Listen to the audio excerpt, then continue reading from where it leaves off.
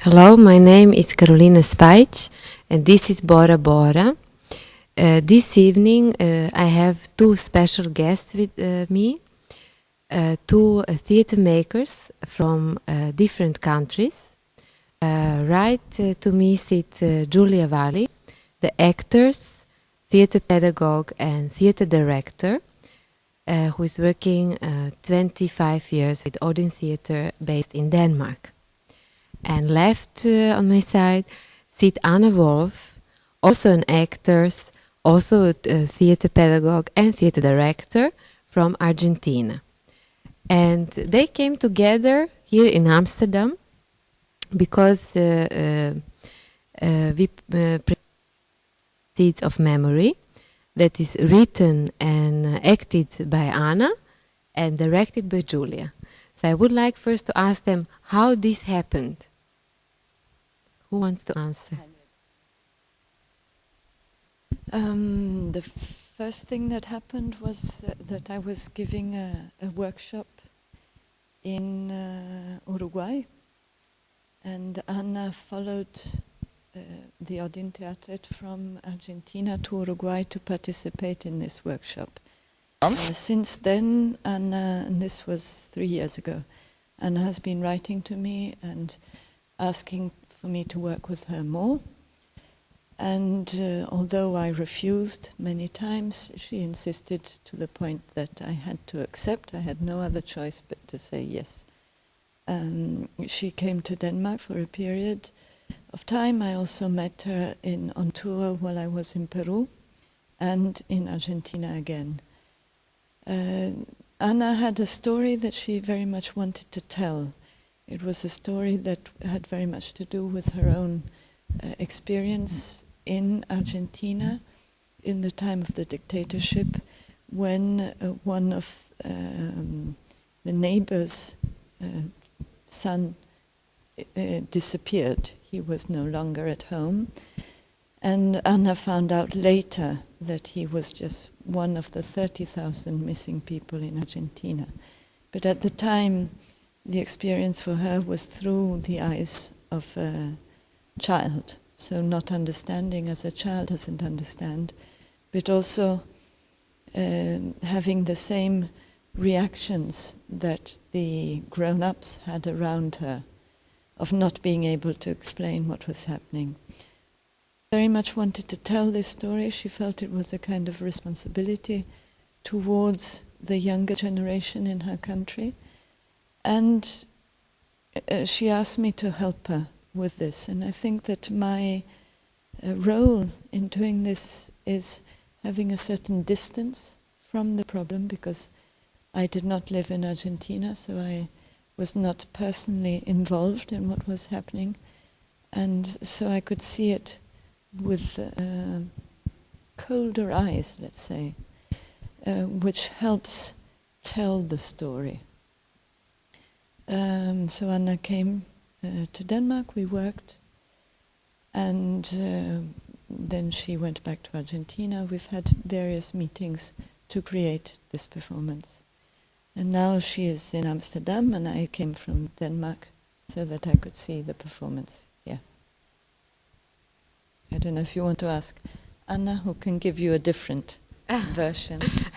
You have your own version, Anna, to this No, story? I don't have my own version. The only thing I have is the same story that Julie has told, and that I thought, and I think that for me, Julia was and is the person who has to work with me on this performance and on this story, because apart from the story of my country about the 30,000 missing people and the mothers of the Plaza de Mayo, is also for me is a story. It's the first performance that I made after my father died. So for me also this story is about absence, the absence of a body. And it's also a way to bury the body of my father. And so it was a very special moment for me. And I think yes, I have chosen the right person to direct this. And this also happened in Amsterdam now because of theater. I want to say thank you to you and to your group, because I think if without your help and without the help of all the person that works with you, we could not be here. So we managed. Thank you. I would like to know, because this performance deal with a certain theme about there is a theme about Argentinian dictator in it also, on a personal level, of course. I would like to know, because the performance performed in Argentina, in New Zealand, in a couple of countries in Europe, in Belgium, in Denmark. Do you think, or did you, both of you, see that there are differences in reaction of publics? What is the general difference if you perform in Argentina or if you perform in other country?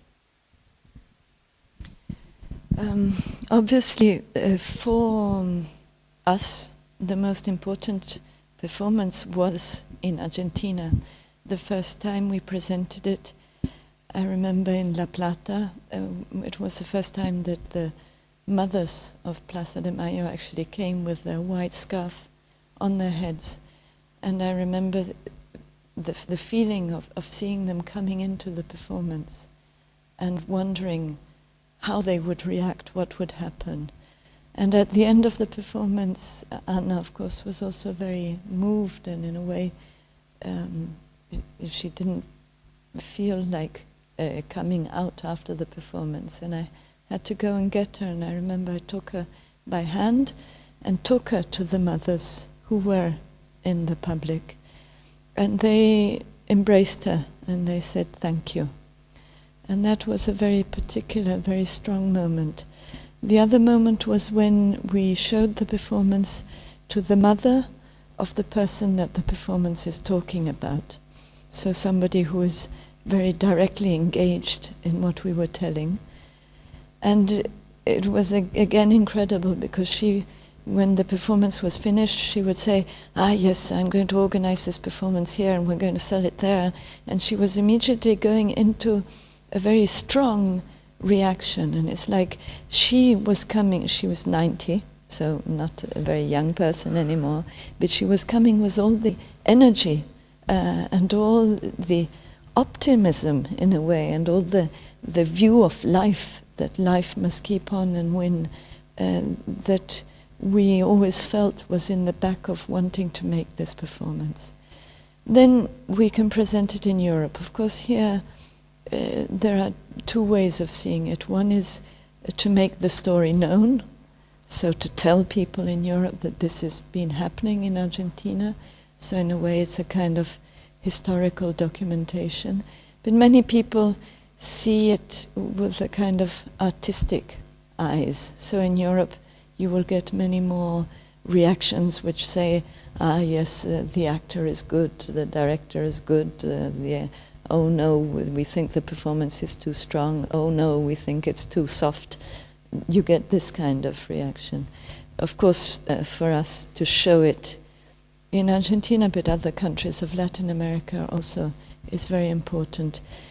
The performance has just been shown in a festival in Brussels, a festival of women's voices, organized by Brigitte Caquet. And in this festival she had invited representatives of mothers of missing people from all over the world. And this, of course, again, was a very particular context in which to show it, and was very moving to bring the seed of memory.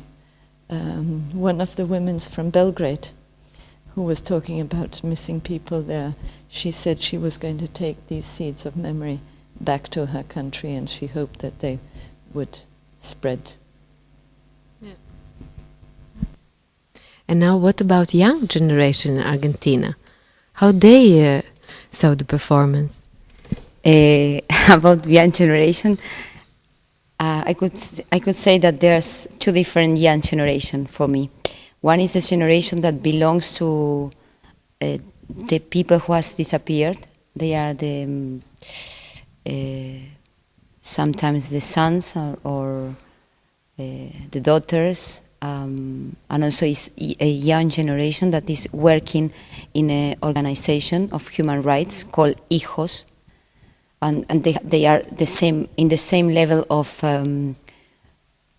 political struggles than the mothers of the Plaza de Mayo, and then we have also the grandmothers of the Plaza de Mayo and the familiars of missing people. So we have 3 organizations, and then we have this one, a new one, that is called Hijos. So for me, thinking about this generation is very important to have some of them during the performance, apart from the mothers and the grandmothers. And it was the first time I had some of them was very strong, because thinking about young generation in Argentina, we have a very special education. When we think about secondary school, we used to study European story or European history, and about Argentina history we stopped our learning, I think, at the beginning of the century. So we don't know anything about 1930 or 1960, 1970. So there's a big hole in the new generations, belonging or not to some political organizations, and they don't know what has happened, because the big generation, the generation that belongs to, we can say, 40 or 50 years, sometimes doesn't want to speak about this dark time of our history, because it's not very comfortable to speak about this. You have to think also about what you have been doing during this period. It's okay, it's not a judge. If you could not do anything, or if you could not go out and shout, you cannot go out and shout because you would be killed. So, but some people is also ashamed or doesn't want to listen about this. So the same happened in the secondary school. The young people, a young generation, has not too much information about the dark times. And for me, it's important to tell the story for this young generation that doesn't know too much, and also for the generation that has lost the familiars or the parents. And when they see the performance, something happened, and perhaps sometimes I was, before my performance, I used to listen the kind of sentences that I listened during the military dictatorship, like, okay, if they disappeared, it's because they had been doing something. This is a classical sentence we used to say, to say. And I have been listening this sentence in the new generation, and I could not stand it, and that makes me very angry. And they also say, okay, if the military took the power, it's because the people that belong, the Argentinian people, wanted. And it's not real. It's like sentences that we used to fix, and these sentences is the same sentences that we put into the books of history. Yeah. And so for me, the performance is also for the young generation. It's not that they have the truth, but it's a story that I wanted to tell, and is the story that I think for me is necessary to tell about this time, no? And in Europe, that happened that Latin America is also a big curiosity. We continue being like, for me, the same when Colón arrived to Latin America. I say, oh, we'll see the Andean people, and yes, also the mirrors, and there will be gold and all the things. So I think sometimes I feel that we continue being a curiosity, and there's not too much people who knows exactly what has happened during the military dictatorship in Argentina. It's more well-known Pinochet, for example, that belongs to Chile, and I think that everything is mixed. Chile is mixing with Argentina, Argentina is mixing with Chile and with Brazil. It's like a dark area, Latin America or South America. And for me also this performance is a way of telling, of not allowed to the things that be massified, is clear.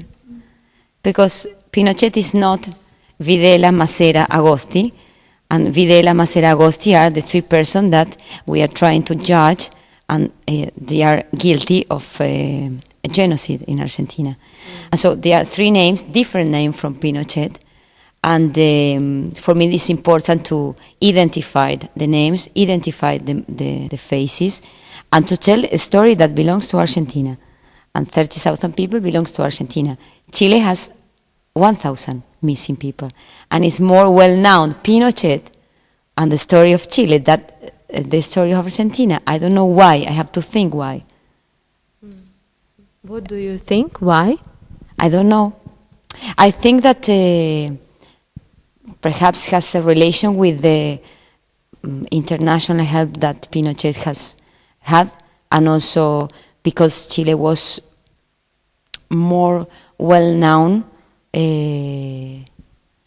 because of the relation they had with Britain, UK, United Kingdom, and also because Pinochet has made a success in Chile.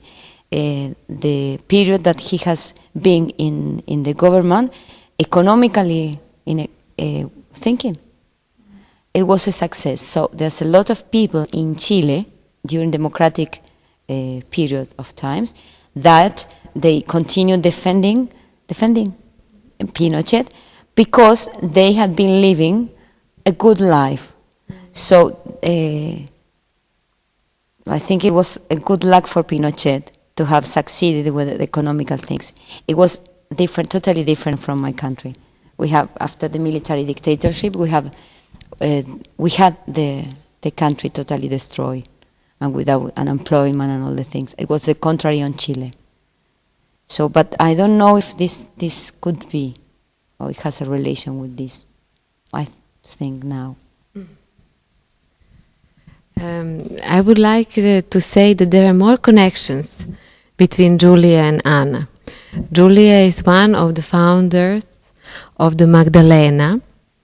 This is the, if I say well, maybe you can... Magdalena Project. Magdalena Project. And Anna is one of the founders of a Magdalena second generation. So maybe they want to explain more about that. The Magdalena Project is a project of women in contemporary theatre. It's a network.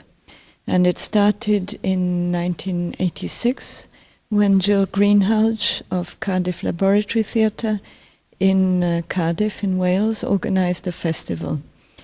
And it was a festival of 3 weeks where she brought together 36 women from very different groups and countries all over the world. And after this festival, we decided that we wanted to continue. And so from a festival, it became a project, and it has continued with other festivals, meetings, workshops, productions. At the moment, the latest things which have been happening is we have made a website in which we have different information of what is going on. I am editing a journal which is called The Open Page, which comes out once a year. In Argentina, they've been doing meetings. In New Zealand, they had a festival last year, which brought together women from all over the world. I will be organizing in January 2001 a festival in Holstebro in Denmark. So it's an activity which has spread all over the world, and it's difficult to say exactly how big or how much the influence of the project has at the moment. And what is exactly Magdalena second generation in Argentina? I don't know really what's the second generation in Argentina.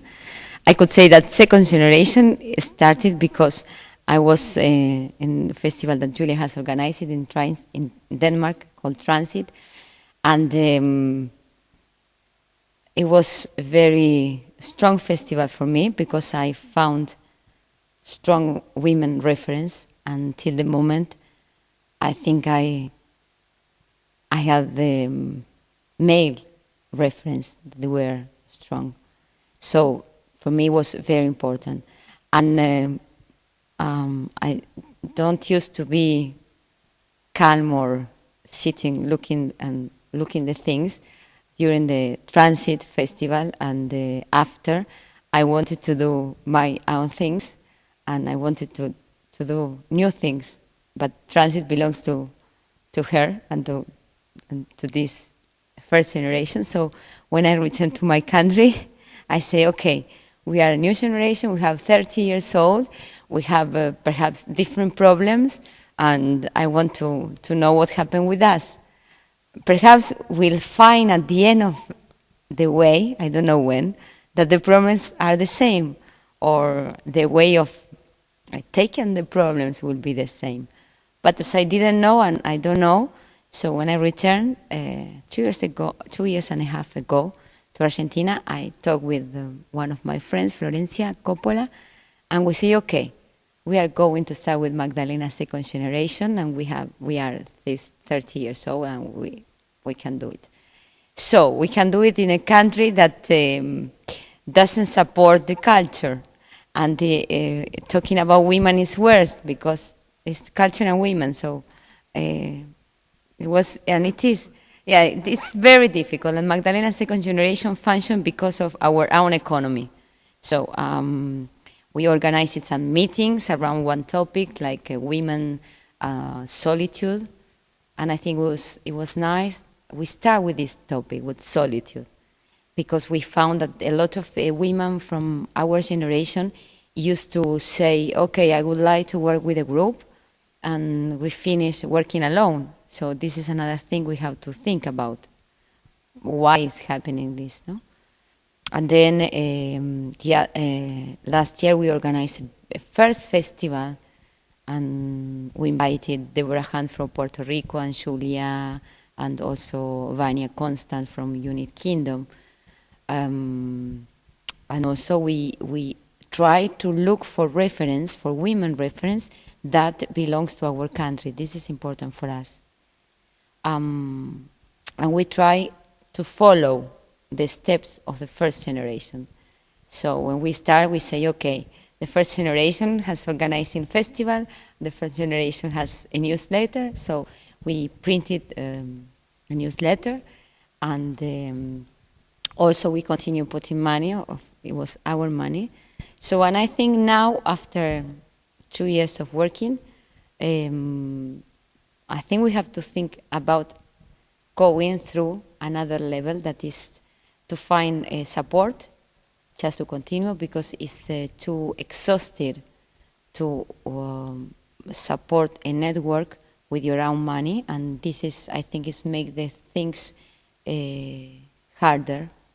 And I really want to continue working with women in Latin America, because I think there's a lot of work to do, not only in Argentina. Really a lot of work. I really want that women could be stronger, and women could be, for me the Magdalena is the possibility of finding female reference. So, and I think women in Latin America, we need to find women reference, just to stop saying that I want to be strong as a man. So yes, I want this. But to be able to be this, I also need to find the way of being supported by somebody, or I don't know if somebody could listen this SOS.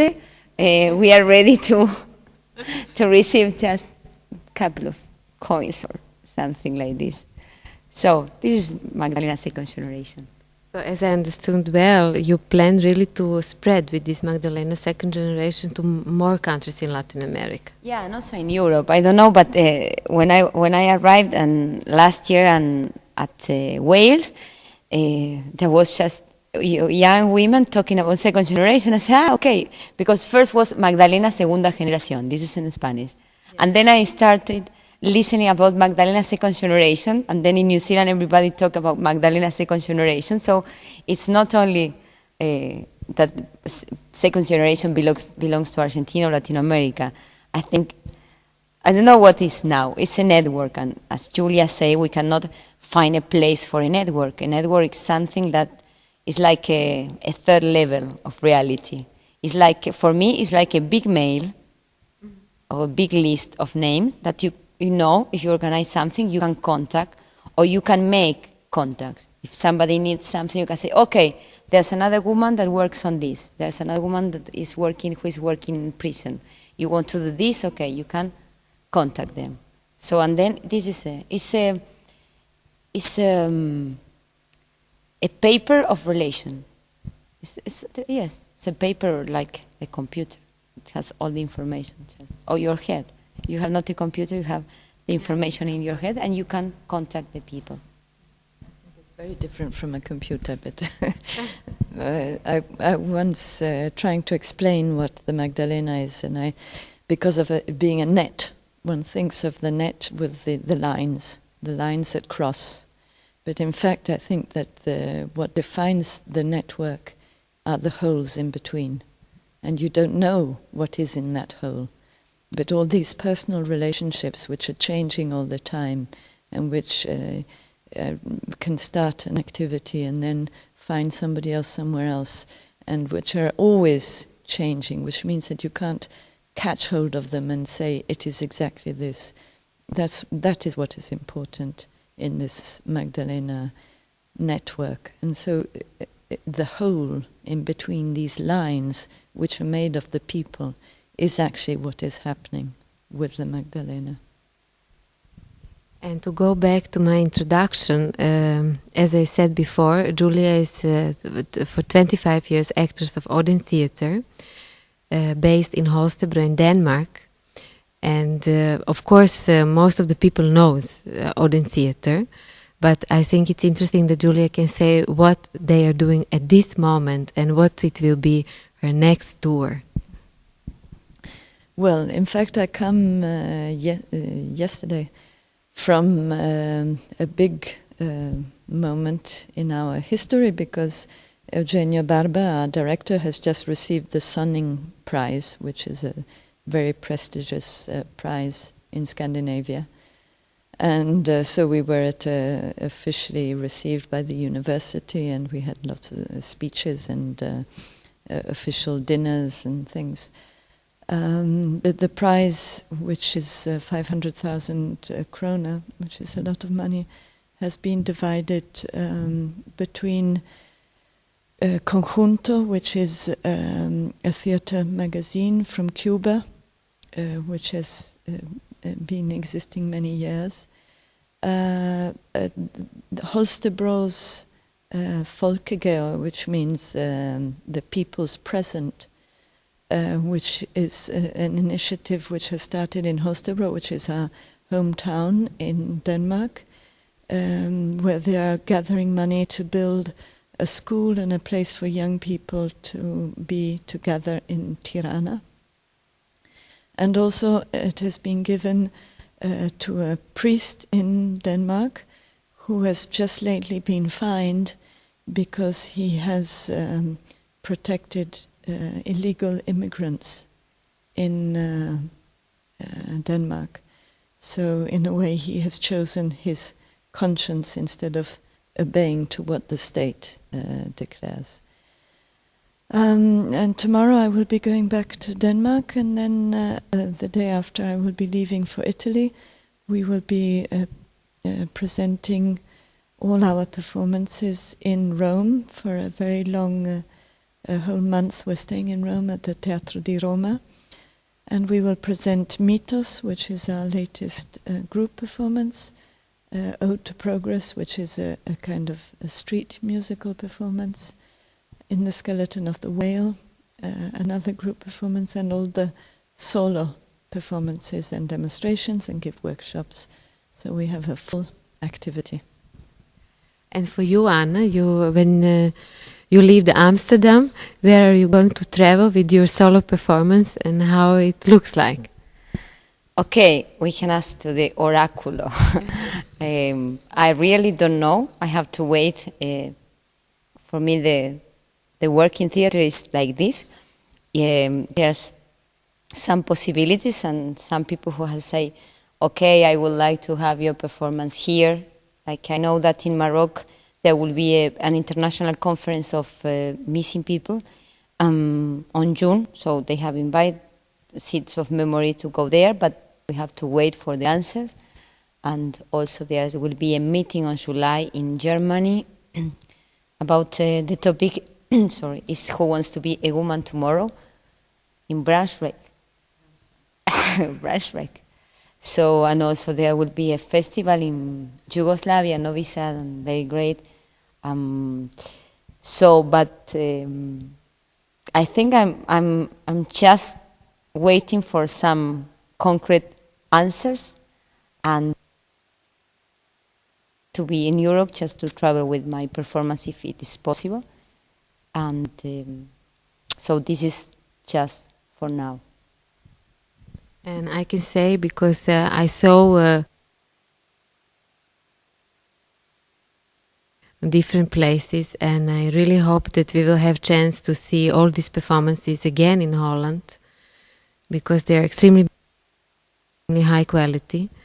And I want to thank Julia very much for being with us this evening in Amsterdam, and Anna that performed 2 times in Amsterdam in Westergasfabriek. And I really hope that we will see each other again in Amsterdam. Thank you very much.